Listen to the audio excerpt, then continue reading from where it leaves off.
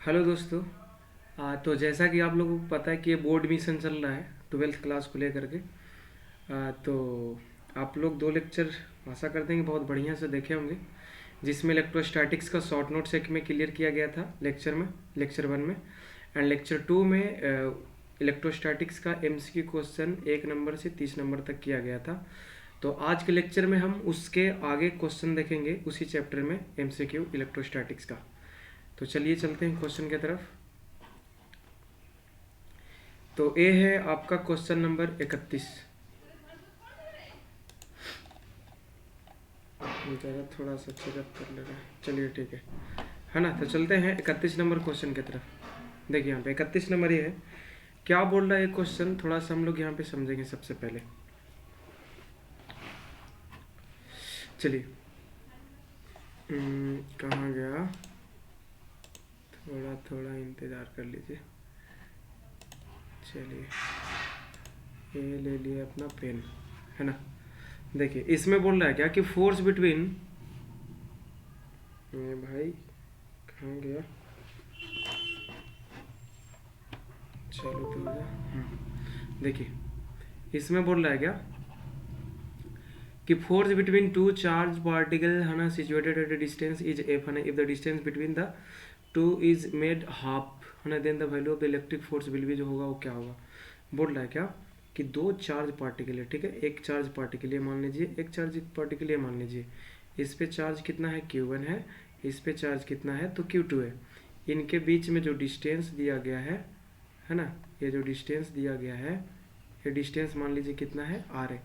तो इनके बीच में अभी लगने वाला जो फोर्स है ना, वो कितना दिया हुआ है क्वेश्चन में, तो F दिया हुआ है। और हम लोग इलेक्ट्रोस्टैटिक्स में कूलॉम्स लॉ में क्या बोला था कि F जो होता है वो क्या होता है, तो Q1 Q2 डिवाइडेड बाई क्या होता है, R² होता है, ठीक है। तो बोल रहा है क्या कि जब यहाँ पे डिस्टेंस को हाफ कर दिया जाएगा दोनों के बीच में, तब उनके बीच में लगने वाला जो फोर्स होगा वो वही रहेगा या चेंज कर जाएगा, वो चीज़ बताना है आपको कितना हो जाएगा। तो यहाँ पे हमको निकालना है क्या, एफ डैश का वैल्यू निकालना है नया वाला फोर्स, कब, जब उसका जो डिस्टेंस है वो आधा हो जाएगा तब। तो देखिए F dash is equal to क्या हो जाएगा, के Q1 Q2, इसमें से चार्ज वार्ज तो कुछ चेंज नहीं किया है, चेंज क्या किया तो उसका डिस्टेंस चेंज किया। और नीचे वाला जो R है वो क्या हो गया है, तो R/2 हो गया है। इनका स्क्वायर कीजिए, स्क्वायर करने से मिल जाएगा आप लोग को, हमें क्या मिल जाएगा, तो K Q1 Q2 divided by, नीचे में R/2 का होल स्क्वायर क्या हो जाएगा, R² हो जाएगा। और ऊपर में क्या चला जाएगा, 2 दूना 4 चला जाएगा। अब जरा देखिए इसको, ये जो है वो देखिए अपना जो है वो क्या है, तो स्टार्टिंग वाला जो था वो क्या था, ये फोर्स था। देखिए यहाँ पे ये वाला, यही वाला चीज़ वो ना, तो ये जो है वो वाला फोर्स है जो स्टार्टिंग में आया था। तो हम लोग क्या लिख सकते हैं यहाँ पे अब, तो एफ डैश जो हो जाएगा वो हो जाएगा एफ इंटू कितना हो जाएगा, तो 4 हो जाएगा। एफ गुना 4 मतलब कि जो न्यू फोर्स है वो 4 टाइम्स हो जाएगा पहले वाला का, 4F हो जाएगा। देखिए यहाँ पे ऑप्शन 1 सही हो जाएगा 31 का। कौन सा सही हो जाएगा, ऑप्शन ए सही हो जाएगा। चलिए समझ में आ गया होगा बढ़िया से, है ना, ऑप्शन ए इसका सही हो जाएगा। अब हम लोग बात करते हैं क्या क्वेश्चन नंबर इसका, अगले क्वेश्चन की तरफ चलते हैं। चलिए 32 नंबर क्वेश्चन, बहुत बढ़िया सवाल आ रहा है ना। अच्छा याद रखिएगा कि जितना भी क्वेश्चन किया जा रहा है सारा का सारा बोर्ड के लिए किया जा रहा है, इसमें कोई जेईई और नीट का क्वेश्चन नहीं है ना। अभी बोर्ड का समय चल रहा है तो ओनली फॉर बोर्ड है। अच्छा, in the figure the net, हाँ, if net force on Q is zero, then value of Q/Q जो होगा वो क्या होगा, capital Q by small q जो होगा वो क्या होगा। जरा देखिए इसमें बोला है क्या कि इसमें कैपिटल Q पे जो फोर्स है वो क्या है, तो जीरो है। इसमें कैपिटल Q पे फोर्स जो है वो क्या है, तो जीरो है। तो ज़रा देखिए थोड़ा सा इसमें समझना होगा आपको, डायग्राम बना लेते हैं। ए क्या दिया है, ए यहाँ से थोड़ा सा ज़रा देखिए, हाँ, इसमें जो दिया है ना वो आपका दिया है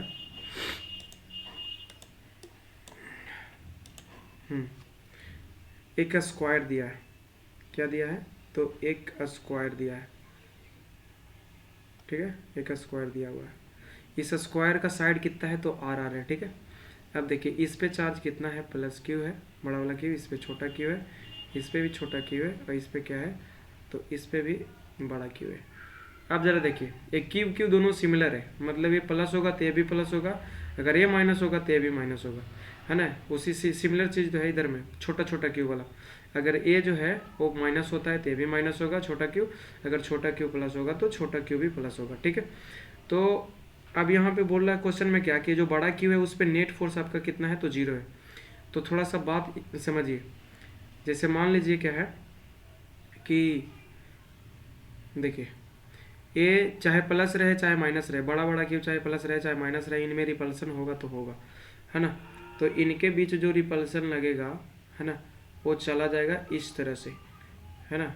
ये कौन फोर्स लगाया तो ऊपर में जो डायगोनल पे बैठा हुआ है ना सामने में, वो फोर्स लगाया। इसका नाम दे दे तो अच्छा रहेगा, ये 1 है, ये क्या है 2 है, ये 3 है, और ये क्या है 4 है।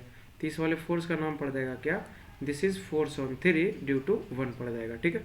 अब हम लोग बात करते हैं किसका, तो हम लोग बात करते हैं तो छोटे वाले जो क्यू है ना, वो कितना कितना फोर्स लगा रहा है इस पे, छोटे वाले जो क्यू है वो कितना कितना इस पे फोर्स लगा रहा है, जरा देखिएगा यहाँ पे। तो छोटा वाला क्यू जो है, ए वाला दोनों क्यू, अच्छा अगर ये भी प्लस रखते हैं, अगर मान लीजिए ए वाला प्लस था तो ए वाला भी प्लस रहेगा आपका, तो इनमें रिपल्सन हो गया इस तरह से। अगर इसको भी प्लस रखते हो आप, छोटे वाले क्यू को भी प्लस रखोगे तो दोनों को दोनों सब रिपेलिंग कर जाएगा, तो इस पर कभी भी नेट फोर्स 0 नहीं होगा। तो इसको क्या लेना पड़ेगा, माइनस लेना पड़ेगा, है ना। तो ये भी माइनस हो जाएगा आपका, और माइनस लेगा तो जब क्या होगा यहाँ पे, तो इसमें बड़ा क्यू और छोटा क्यू के बीच में अट्रैक्शन हो जाएगा, है ना। वेक्टर पढ़े होंगे तो उसमें आपको पता होगा कि फोर्स को कैंसिल होगा तब कब, है ना, जब अपोजिट में लगे वो। अब जरा सा देखिए ये जो रेड वाले दो फोर्स दिख रहे हैं इसका नाम क्या पड़ जाएगा, this is force on 3 due to 4 and this is force on 3 due to 2। अब यहाँ पे बात समझिए, अब ये जो दोनों फोर्स होगा वो क्या होगा, इक्वल होगा, क्योंकि जो ए इनके बीच में जो डिस्टेंस है वो भी आर है और ए भी आर है ना। लेकिन ये वाला जो डायगोनल वाला है, ये वाला जो डायगोनल वाला जो पॉइंट है ना, जो डायगोनल वाला पॉइंट है वो आपका कितना हो जाएगा, तो √2 इंटू कितना हो जाएगा तो आर हो जाएगा, है ना। तब यहाँ पे देखिए F34 और F32 का जो रिजल्टेंट हो जाएगा वो उसी रेड लाइन पे हो जाएगा, है ना, उसी रेड लाइन पे जो हो जाएगा ये क्या हो जाएगा, रिजल्टेंट हो जाएगा।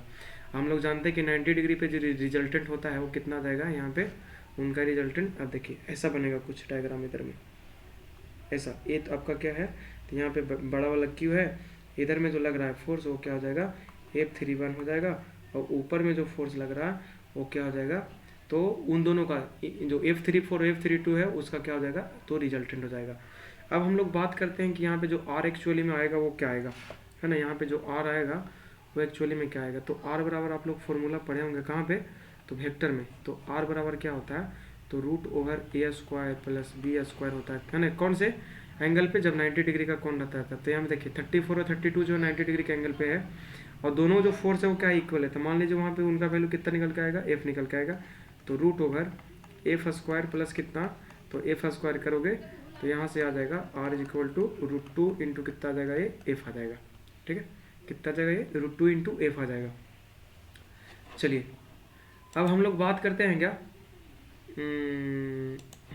अब हम लोग बात करते हैं, देखिए ये जो रिजल्टेंट फोर्स है वो किसके बराबर होगा, तो F31 के बराबर होगा, ठीक है, किसके बराबर होगा, F31 के बराबर। थोड़ा सा हम नीचे में काम करते हैं, नीचे वाले क्वेश्चन में, नहीं तो देखते हैं थोड़ा सा, इसको नहीं,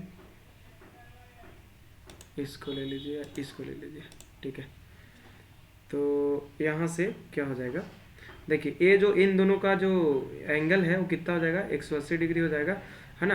तो नेट फोर्स उसको 0 बोल रहा है, इसका मतलब क्या है कि जो R होगा वो F31 के क्या हो जाएगा, बराबर हो जाएगा। तो R बराबर हम लोग को करना होगा क्या, तो हम लोग को करना होगा F31 के बराबर करना होगा। अब बताइए R का वैल्यू आप निकाल चुके इधर में, उसको भी और थोड़ा निकालना पड़ेगा, है ना। तो थोड़ा सा जगह का कंपाई पड़ गया है ना। तो R बराबर हो गया यहाँ से √2 into F and this is F31। अब देखिए हम इनको नीचे सोल्व करते हैं। अब बताइए F जो है वो क्या होगा, तो छोटा क्यू बड़ा क्यू के बीच में लगने वाला फोर्स है। देखिए यहाँ पे आइए ज़रा, कितना है, √2 √2 × F इज इक्वल टू कितना है, F31 है, तो इनका फोर्स कितना हो जाएगा, √2 × F जो कि कौन सा एंगल है, सॉरी कौन सा फोर्स है, तो छोटा क्यू बड़ा क्यू के बीच में लगने वाला फोर्स है, तो इसका हो जाएगा K स्मॉल क्यू है ना, small Q into small Q divided by distance कितना हो जाएगा, छोटा छोटा क्यू के बीच में, सॉरी छोटा क्यों नहीं, गलत बन रहा है, थोड़ा मिस्टेक, माफ़ कीजिएगा थोड़ा, देखिए इधर सबसे पहले ऊपर में हम फिगर में चलेंगे, मिस्टेक हो रहा था। ये जो छोटा वाला जो फोर्स है, ये जो निकल के आ रहा था यहाँ पे देखिए, ये वाला छोटा फोर्स, ये वाला F3 यहाँ पे माना गया था क्या कि आपका जो A है ना, F32 है ना, F32 और F34 जो है वो किसके बराबर है, तो F के बराबर है। अब यहाँ पे क्या कीजिए कि F के बराबर जो क्या होगा, तो छोटा क्यू और बड़ा क्यू के बीच में फोर्स निकालिए आप, जिनके बीच में डिस्टेंस कितना है, तो R है, तो A आ गया छोटा क्यू, A आ गया बड़ा क्यू। फोर्स जब निकलता है मैग्नीट्यूड उसका, तो साइन हम लोग नहीं रखते है ना, और यहाँ पे K छूट गया है ना, Q1 Q2 divided by R² आ गया। नीचे में देखिए F31 का वैल्यू कितना आ जाएगा, F31 इनके बीच में डायगोनल है ना, क्यू के बीच में फोर्स लग रहा है वो, तो ये हो जाएगा K इंटू बड़ा क्यू इंटू क्या, बड़ा क्यू डिवाइडेड बाई R²।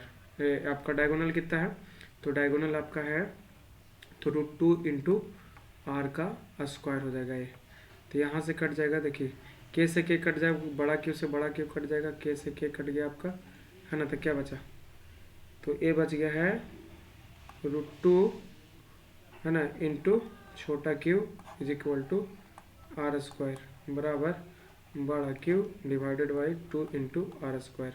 ये से A कट गया, तो मिल गया आपको क्या, बड़ा क्यू बराबर 2 × √2 इंटू क्या, स्मॉल क्यू, इतना निकल के आ गया है ना। देखिए तरह से, तो इसमें रेशियो पूछ रहा था, बड़ा क्यू डिवाइडेड बाई छोटा क्यू क्या होगा है ना, तो बड़ा क्यू डिवाइडेड बाई छोटा क्यू क्या हो जाएगा, बड़ा क्यू डिवाइडेड बाई छोटा क्यू हो जाएगा, इसमें 2√2 हो जाएगा। ऑप्शन नंबर कौन सा हो जाएगा, 2√2 कहे तो बी हो जाएगा, इसमें कौन सा हो जाएगा, तो बी हो जाएगा। ठीक है, चलिए अच्छा क्वेश्चन था, थोड़ा सा कैलकुलेटिव था। अब हम लोग बात करते हैं 30 है ना, कितना है 33 नंबर क्वेश्चन, 33 नंबर क्वेश्चन बात करते हैं, थोड़ा सा इरेज करना होगा, टाइम लगेगा। हाँ तब तक देखिए इसमें जो है ना क्वेश्चन में थोड़ा सा पढ़ के देखिए, इसमें ज़्यादा कैलकुलेशन का कुछ ज़रूरत ही नहीं है। तो देखिए ज़रा, इसमें बोल रहा है क्या कि when a body is charged है ना, इट्स मास जो होगा वो क्या होगा, जैसे मान लीजिए कि कोई एक बॉडी है या कोई बॉडी है, इस पर अभी चार्ज कितना है, तो 0 है, अभी चार्ज कितना है, 0 है, इसको चार्ज कर दिया गया, तो चार्ज कर दिया गया इसका मतलब क्या है कि या तो इस पर प्लस चार्ज आया होगा, इस बॉडी पे या तो प्लस चार्ज आया होगा है ना, या तो फिर इस बॉडी पे तो माइनस चार्ज आया होगा। देखिए हम लोग जानते हैं कि जब बॉडी कोई प्लस चार्ज हो जाता है तो इसका मतलब उसमें इलेक्ट्रॉनों की संख्या कम जाती है, और जब माइनस चार्ज आ जाता है उसमें इसका मतलब क्या है कि इलेक्ट्रॉनों की संख्या बढ़ जाती है ना। तो हम लोग बहुत बढ़िया से पढ़े हैं कि इलेक्ट्रॉनों की संख्या बढ़ जाएगी तो उसमें इसका जो मास है वो स्लाइटली बढ़ जाएगा, और इसका जो मास है वो स्लाइटली क्या हो जाएगा, घट जाएगा, क्योंकि इलेक्ट्रॉन यहाँ से निकल गया है, इसमें इलेक्ट्रॉन आ गया है ना। भले ही हल्का घटेगा या बढ़ेगा लेकिन ज़रूर होगा, कंसीडर में लेना पड़ेगा आपको। ठीक है, तो यहाँ पे बोल रहा है कि मैंने बॉडी चार्ज इट्स मास। देखिए यहाँ पे एक कंप्लीट क्वेश्चन में नहीं बोला है कि जो बॉडी है वो पॉजिटिवली चार्ज हो रहा है या तो नेगेटिवली चार्ज हो रहा है, तो हम लोग इसमें कह नहीं सकते, या तो इंक्रीज भी कर सकता है या तो फिर क्या होगा, डिक्रीज भी करेगा, it depend on the nature of charge. ठीक है, अगर पॉजिटिव चार्ज होता तो उसका मास घट जाता, अगर नेगेटिव चार्ज बनता तो क्या हो जाता, उसका मास बढ़ जाता। ठीक ना, तो इसमें क्या हो जाएगा, में इंक्रीज और डिक्रीज हो जाएगा, ऑप्शन नंबर इतना। इसके लिए बेहतर एग्जांपल है, आप समझ सकते हो कहाँ से, जैसे देखिए इधर में, जैसे मान लीजिए कि सोडियम यहाँ पे है, एक इलेक्ट्रॉन लॉस करके क्या बन गया, Na+ बन गया, तो Na+ का जो मास है ना वो स्लाइटली कम गया है इधर से, क्योंकि इसमें एक इलेक्ट्रॉन निकल गया। अगर यही बात किया जाता कि इसका क्लोरीन से मान लीजिए कि क्लोरीन एक इलेक्ट्रॉन लेकर के क्लोरीन माइनस बन जाता है। ठीक है, तो इस वाले में इलेक्ट्रॉनों की संख्या ज़्यादा हो गई है, और ज़्यादा हो जाने के कारण कि इसका मास जो है वो क्या हो जाएगा, बढ़ जाएगा क्लोरीन से। तो चलिए आगे चलते हैं क्वेश्चन नंबर 34 की तरफ। चलिए, the unit of electric field intensity is है ना, the unit of electric field intensity जो होता है वो क्या होता है, तो हम लोग जानते हैं फॉर्मूला क्या जानते हैं इलेक्ट्रिक फील्ड इंटेंसिटी का, ई बराबर होता है क्या ई बराबर होता है आपका एफ डिवाइडेड बाई क्या होता है, तो क्यू होता है। तो यहाँ से न्यूटन पर कूलम बोल सकते हैं। देखिए यहाँ पे है न्यूटन पर कूलम है आपका, न्यूटन पर मिल गया, एक मिल गया। दूसरा हम चेक करते हैं, ई बराबर होता है आपका पोटेंशियल डिफरेंस डिवाइडेड बाई क्या होता है, डिस्टेंस होता है। तो इसको यहाँ से हम क्या बोल सकते हैं, वोल्ट पर मीटर भी कह सकते हैं। लेकिन इसमें देखिए वोल्ट पर मीटर एक भी नहीं है, वोल्ट मीटर है बट वोल्ट पर मीटर नहीं है। तो इसका सही ऑप्शन क्या हो जाएगा, तो बी हो जाएगा। चलिए 34 नंबर, 34 हो गया। 35 में the dimension formula of electric field intensity जो होगा वो क्या होगा, निकाल लेंगे, तुरंत निकाल लेंगे हम लोग क्या जानते हैं formula, E is equal to जानते हैं एफ डिवाइडेड बाई क्या जानते हैं, क्यू जानते हैं। याद रखिएगा कि डायमेंशनल फार्मूला फिजिक्स में किसी क्वांटिटी का याद ना किया जाता है, बस आप निकालने के लिए जानो, हर एक फार्मूला आपको थोड़ा याद होना चाहिए। तो ए बताइए कि फोर्स बराबर हम लोग क्या लिखते हैं, मास इंटू एक्सेलरेशन लिखते हैं। अब क्यू बराबर क्या लिखा जाता है, तो आई इंटू लिखा जाता है टी। देखिए हम कुछ भी याद करने का जरूरत यहाँ पे नहीं है, डायमेंशनल फार्मूला। मास को हम लोग लिखते हैं क्या, यूनिट क्या लिखेंगे, केजी लिखेंगे। एक्सेलरेशन का मीटर पर सेकंड स्क्वायर हो जाएगा, मीटर पर सेकंड स्क्वायर हो जाएगा। नीचे आइए, इलेक्ट्रिक करंट का क्या हो जाएगा, एम्पियर हो जाएगा, और टाइम का क्या हो जाएगा, सेकंड हो जाएगा। तो यहाँ से बन के आ गया है केजी मीटर, और नीचे में क्या हो जाएगा, एम्पियर, और सेकंड स्क्वायर इंटू सेकंड क्या हो जाएगा, तो सेकंड की हो जाएगा। तो इसका डायमेंशन क्या लिखा जाना चाहिए, केजी का एम लिखते हैं, मीटर का है तो लेंथ, इसका एल लिखते हैं, इसका ए लिखेंगे, इसका क्या लिखेंगे, टी क्यू लिखेंगे, ठीक है, एस क्यू है। तो इसको सजा करके लिखें, ऊपर में ले जा करके लिखें तो क्या लिखा जाएगा, एम एल टी के पावर -3, और ए के पावर कितना आ जाएगा, -1 हो जाएगा। M L T -3, M L T -3 और ए के पावर -1, ऑप्शन बी हो जाएगा इसका। कौन सा हो जाएगा, तो बी हो जाएगा, ठीक है। चलिए बढ़ते रहिए, एकदम बढ़िया बढ़िया क्वेश्चन है, पूछने लायक क्वेश्चन है ना। बोल रहा है कि इक्वल चार्जेज है ना Q each is placed at the four corner of a square of the side A, and if the modulus of the force acting on any of the charges is इतना, उसमें से किसी एक charge पे लगने वाला जो फोर्स है वो कितना है, इतना है। देन द वैल्यू ऑफ के जो होगा वो क्या होगा। ये जो यहाँ पे के है ना, ये के जो है ये यहाँ पे दूसरा चीज़ के है, यहाँ पे वो इलेक्ट्रोस्टैटिक कांस्टेंट वाला के नहीं है, ये कुछ यहाँ पे कांस्टेंट अलग से रखा गया जिसका के का वैल्यू आपको बताना है। पिछले जैसा क्वेश्चन है, बस इसमें चार्ज का सबका नेचर जो क्या है एक सेम है। देखिए यहाँ पे मान लीजिए कि चार्ज क्या है, क्यू है, क्यू है, क्यू है ना, ये क्या है, क्यू है। तो यहाँ पे जब निकालिएगा फोर्स निकालिएगा था ना, तो जैसे देखिए ये जो है 1 नंबर है, ये मान लीजिए कितना है, 2 नंबर है, ये 3 नंबर है, ये क्या है 4 नंबर है ना। तो 1 नंबर जो इस पर लगावेगा, सारे में रिपल्सन होंगे, तो 1 नंबर जो लगाएगा फोर्स इस पर इधर में लगेगा, जिसका नाम दे सकते हो आप फोर्स 4 ड्यू टू 1 है ना। ऊपर वाला नीचे लगा देगा, 3 वाला नीचे लगा देगा, जिसका नाम क्या पड़ेगा, फोर्स ऑन 4 ड्यू टू 3। और ये वाला जो है वो डायगोनली बाहर लगाएगा, जिसका नाम क्या पड़ेगा, तो फोर्स ऑन 4 ड्यू टू क्या लग जाएगा, 2 लग जाएगा। अच्छा इसमें ऐसा क्यों लगा, क्योंकि सब का सब सिमिलर चार्ज है, ठीक है। अब इस पर जो नेट फोर्स बोला है वो कुछ यहाँ पे दिया हुआ, इतना दिया हुआ है।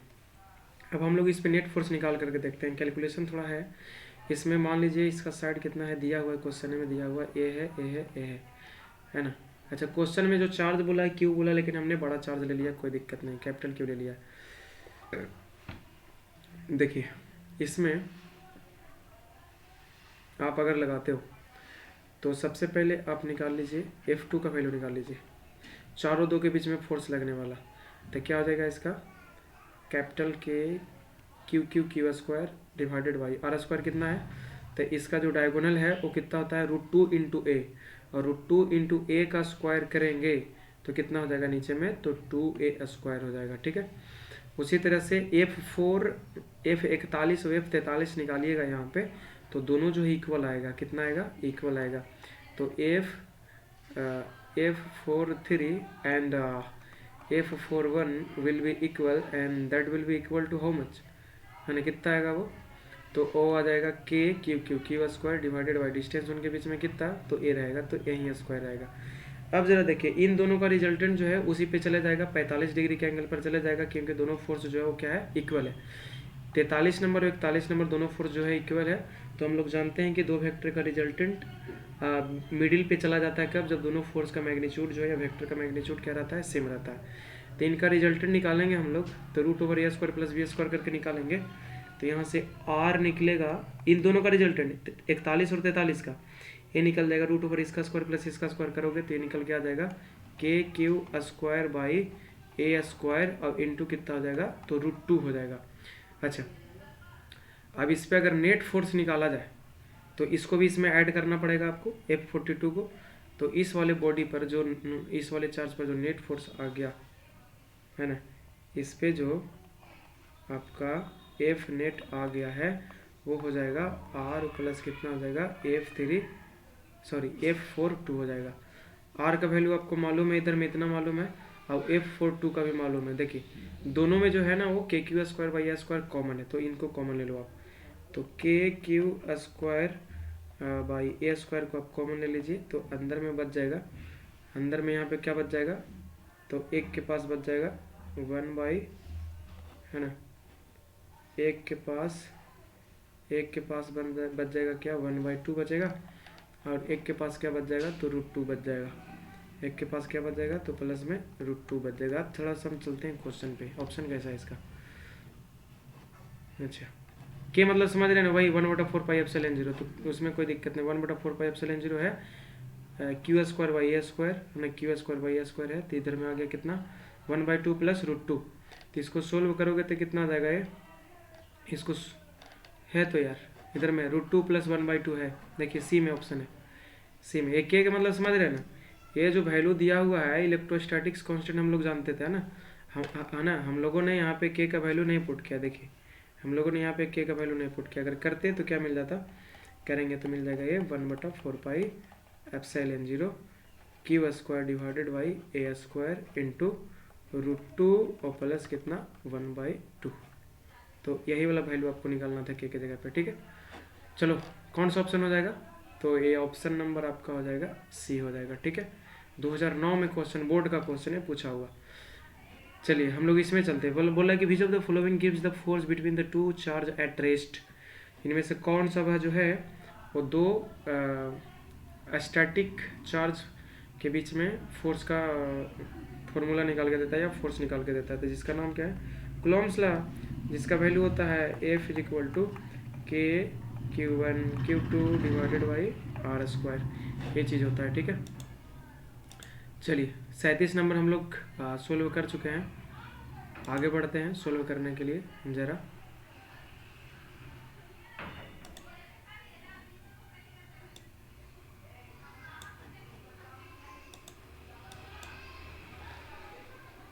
चलिए 38 में बोल रहा है क्या कि एन इलेक्ट्रिक डाइपोल है ना of moment P vector and will experience and maximum torque in uniform है ना इलेक्ट्रिक फील्ड, ये है ना when the angle between P and ये जो होगा वो क्या होगा।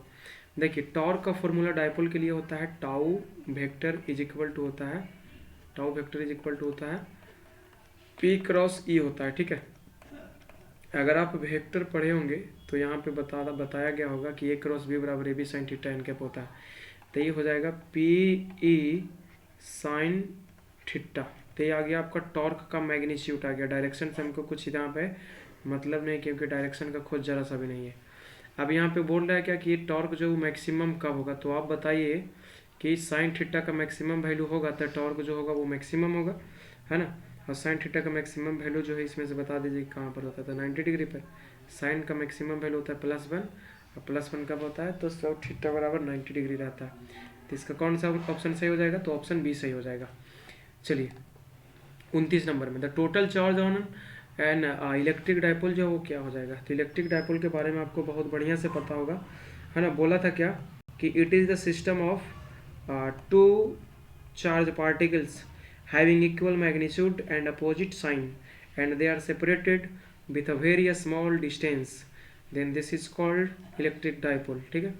तो इसमें बताइए कि इस वाले सिस्टम को पूरे को हम लोग क्या कहते हैं, डायपोल कहते हैं। तो इस डायपोल पर बताइए कि नेट चार्ज जो है वो कितना है, तो Q net is equal to कितना हो जाएगा, एक माइनस क्यू है और एक क्या है प्लस क्यू है, तो एक निकल के आ जाएगा कितना, तो 0 निकल के आ जाएगा। क्या निकल के आ जाएगा, 0 निकल के आएगा, ठीक है। चलिए dimensional formula of electric field जो होगा वो क्या होगा, ऊपर में वही वाला चीज़ है। इलेक्ट्रिक फील्ड और इलेक्ट्रिक फील्ड इंटेंसिटी जो होता है वो दोनों क्या होता है, सेम होता है ना। शायद कितना नंबर क्वेश्चन है हम बता दें आपको। हाँ देखिए ये dimension formula of electric field intensity जो क्या होगा, एक एक -3 -1 है ना, कहाँ गया, एक एक -3 -1, देखिए ए वाला हो जाएगा, ये वाला ऑप्शन सही हो जाएगा। ठीक है, ऊपर में ही क्वेश्चन है, फिर से रिपीट किया है क्वेश्चन। चलिए 41 नंबर के पास चलते हैं। बोल रहा है कि surface enclose an electric dipole, है ना, बोल रहा है क्या कि एक सरफेस जो है वो एक इलेक्ट्रिक डाइपोल को इनक्लोज कर रहा है, बंद कर रहा है। ठीक है, समझे ना, ए है आपका -q और ए है आपका +q। ये क्या है, +q है, अंदर में ही है चार्ज है, कहाँ पे है, अंदर में है चार्ज, इस सरफेस के अंदर में ही है। थोड़ा रुकिए, ए -q चार्ज एक और एक क्या है, तो +q चार्ज है।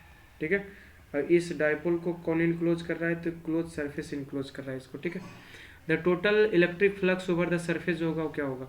तो आप बताइए कि इलेक्ट्रिक फ्लक्स जो है वो एक थ्योरम था इससे रिलेटेड, जिसका नाम क्या है, गॉस लॉ है। और गॉस लॉ बताता क्या है कि जो नेट फ्लक्स किसी क्लोज सरफेस से पास करता है फाइनेट, वो Q inside divided by epsilon 0 हो जाता है। तो आप बताइए कि इस क्लोज सरफेस के अंदर में क्यू नेट जो है वो कितना है, क्यू इनसाइड जो है इसमें अंदर में कितना है, तो -q और +q करेंगे तो कितना आ जाएगा, 0 आ जाएगा। जब यहाँ पे आप 0 पुट करोगे तो कितना निकल के आ जाएगा, तो इससे फ्लक्स जो पास कर रहा है कितना पास कर रहा है, तो 0 पास कर रहा है। ठीक है, चलिए, तो इसका ऑप्शन कौन सा हो जाएगा, तो इसका ऑप्शन हो जाएगा आपका बी वाला हो जाएगा। ठीक है, अब हम लोग चलते हैं 42 नंबर की तरफ। किधर में चल रहे हैं, 42 नंबर में हम लोग चल रहे हैं।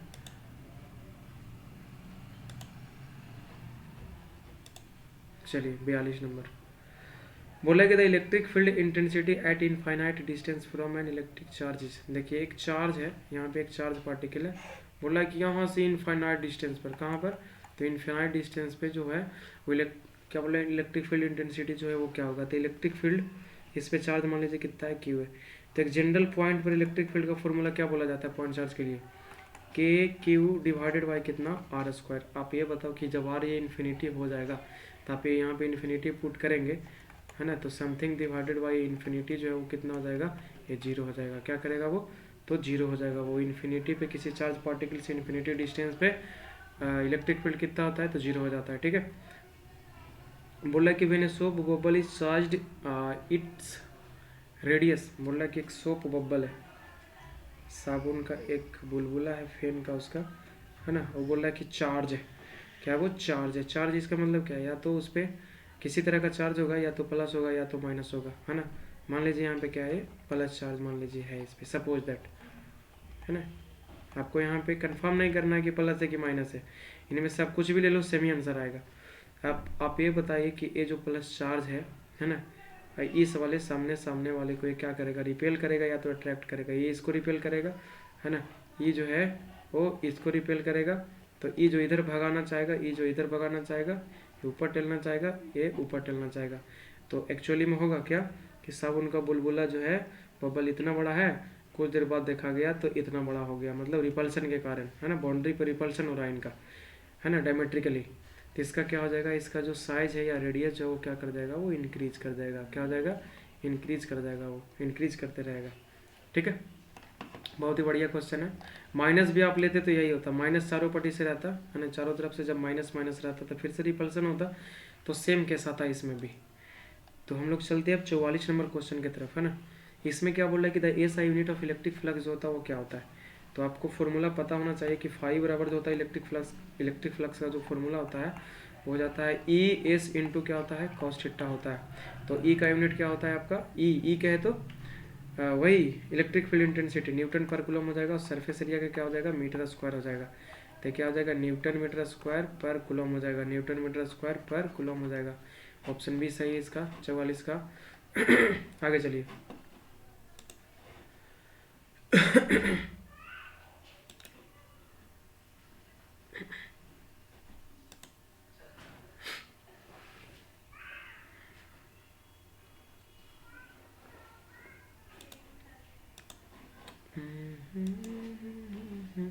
देखिए बोल रहा है कि 45 में, क्या 45 में बोल रहा है कि the electric potential due to a small electric dipole at the large distance. इतना इलेक्ट्रिक पोटेंशियल का बात किया डाइपोल के वजह से, R distance from the centre of the dipole is proportional to. देखिए याद रखिएगा डाइपोल में डाइपोल में जो फॉर्मूला चलता है ना वो पोटेंशियल का चलता है V बराबर, अगर आप एक्सिस पे चेक करो तो KP डिवाइडेड बाई क्या चलता था R स्क्वायर। और इलेक्ट्रिक फील्ड देखे हम कहाँ पे, उसके एक्सिस पे ही देखे तो 2KP डिवाइडेड बाई क्या हो जाता था RQ हो जाता था। तो पोटेंशियल जो है डाइपोल के लिए वो 1/r स्क्वायर का ये होगा, और इलेक्ट्रिक फील्ड जो है वो 1/RQ का है, वो क्या होगा प्रोपोर्शनल होगा। ठीक है, तो पोटेंशियल का बात किया जाए इसमें तो भी जो होगा यूनिवर्सली प्रोपोर्शनल तो क्या हो जाएगा वो R स्क्वायर हो जाएगा, है ना। तो इसमें ऑप्शन इसका ये वाला सही हो जाएगा। इसमें शायद शॉर्ट नोट्स था लिखाया हुआ था, थोड़ा सा हम चेक करते हैं इसका। देखिए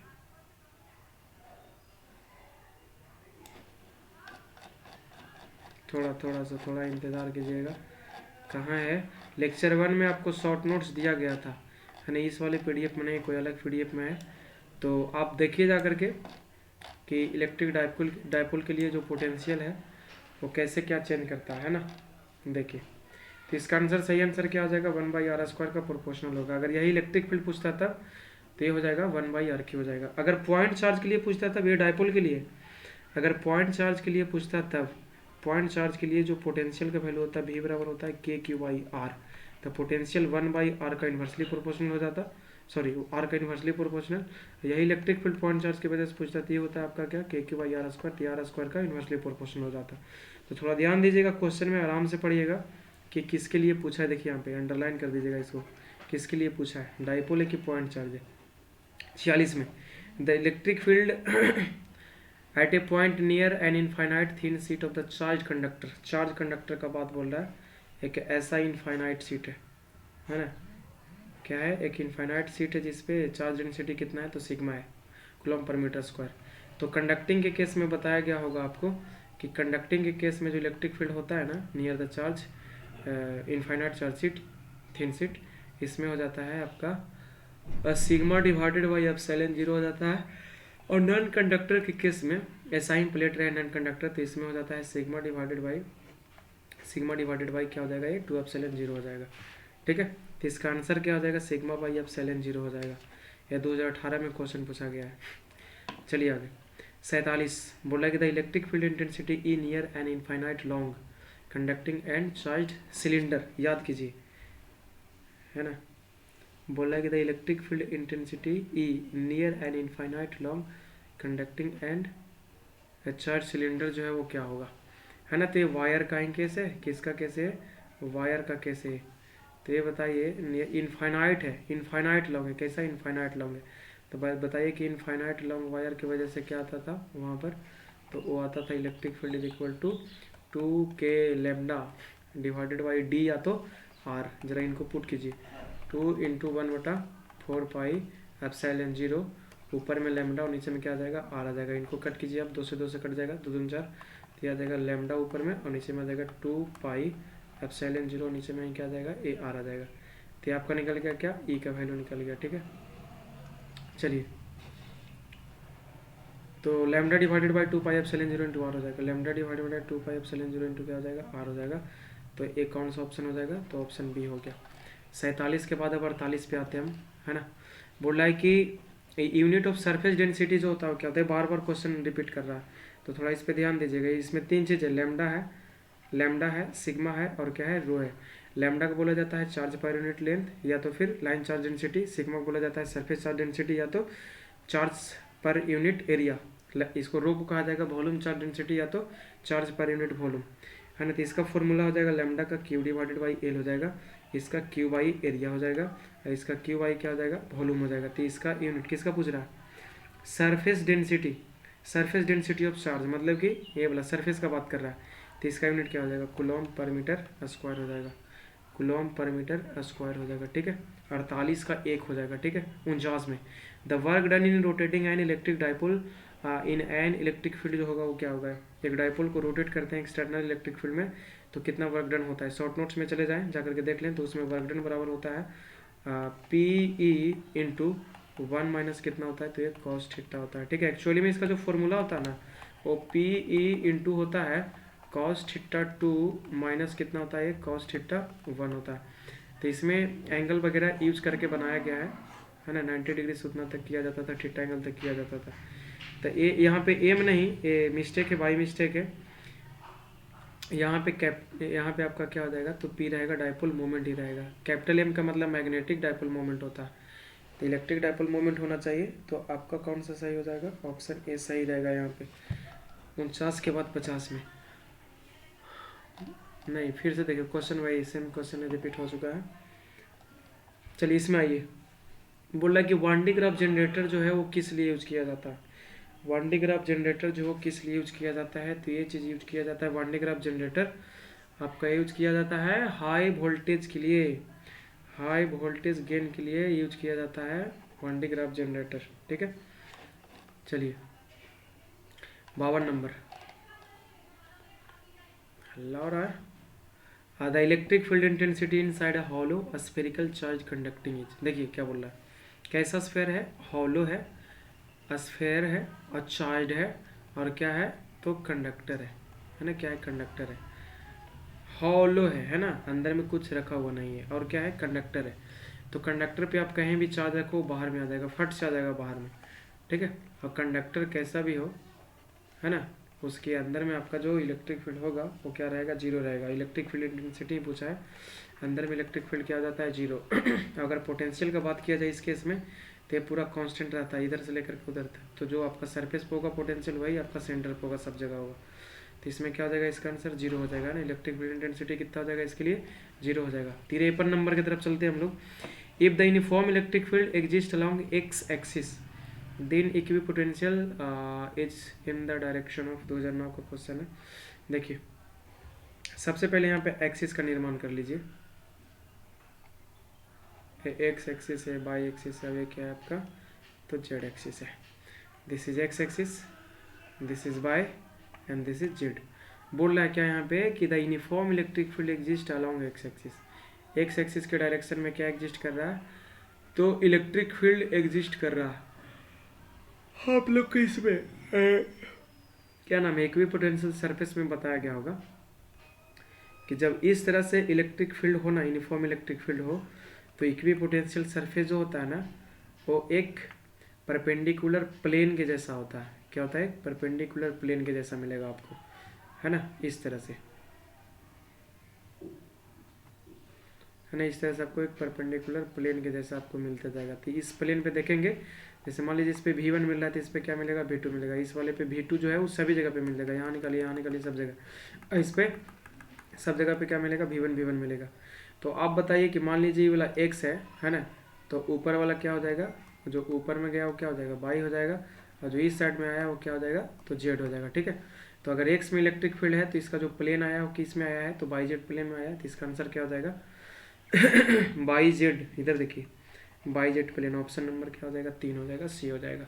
ठीक है, तो इसका जो प्लेन बनेगा यहाँ पर वो इस तरह से कुछ बन जाएगा, वो इस तरह से, है ना, प्लेन जो है आपका इस तरह से बन जाएगा। तो ये जो आप देख रहे हो ना ये प्लेन, तो ये जो प्लेन है वो क्या है, इक्विपोटेंशियल सरफेस का ये प्लेन है ना। इस तरह से आप बनाते रहो, थोड़ा ये तिरछा हो गया, ऐसे सीधा बनाइए, है ना।